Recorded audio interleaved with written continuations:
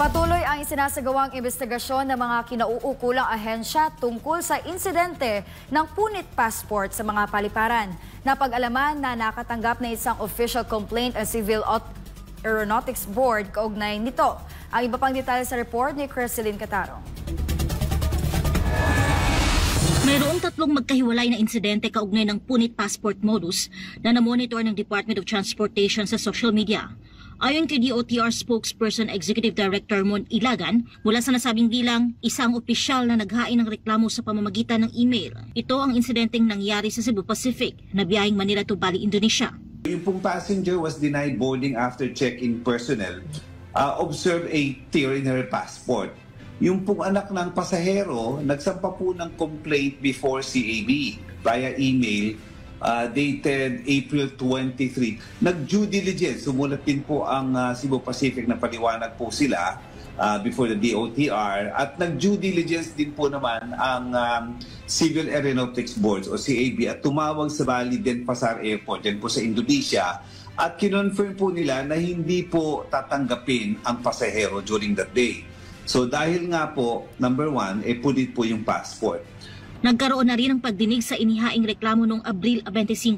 Sa ngayon, nagpapatuloy ang investigasyon ukol dito ng Manila International Airport Authority, Civil Aeronautics Board at Civil Aviation Authority of the Philippines. Sa kabilang banda, nagsagawa na ng motu proprio investigation ng DOTR sa dalawang insidente na namonitor sa social media, bagamat wala pang formal na reklamo kaugnay nito. Kabilang dito ang insidente sa Philippine Airlines na Butuan to Manila flight.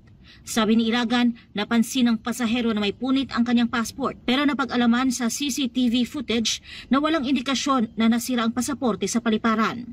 So yung pong ginawa ng Philippine Airlines, they has already settled the matter with the passenger and then wala hong formal complaint na pinail before the Civil Aeronautics Board o CAB.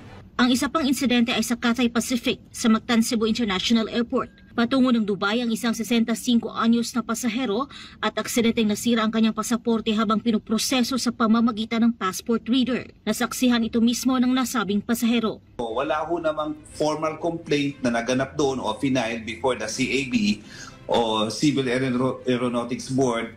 At gayon din po, inilaunch po naman nila yung motu proprio investigation. So upon seeing the incident in the social media. Ipinatawag na ni Transportation Secretary Vince Dizon ang lahat ng mga opisyalis ng airlines at nagpaalala na bantayan ang kanilang mga personnel matapos ang mga ganitong ulat. Sinabi ng DOTR na kapag may nahuling gumagawa ng illegal tampering ng pasaporte ng mga pasahero ay papatawan ng karampatang penalty ang airlines, maging ang mga kawari ng gumagawa nito. Kasunod ng mga insidente ng punit passport, mas hinigpitan pa ang pagmomonitor sa CCTV ng paliparan para hindi na maulit pa ang mga ganitong insidente. Bawal nang hawakan ng mga security personnel ng NAIA ang passport ng mga pasahero. Bagkus ang hawak lamang nito ay ang mga personnel sa check-in counter airlines, gayon din ang mga immigration officer.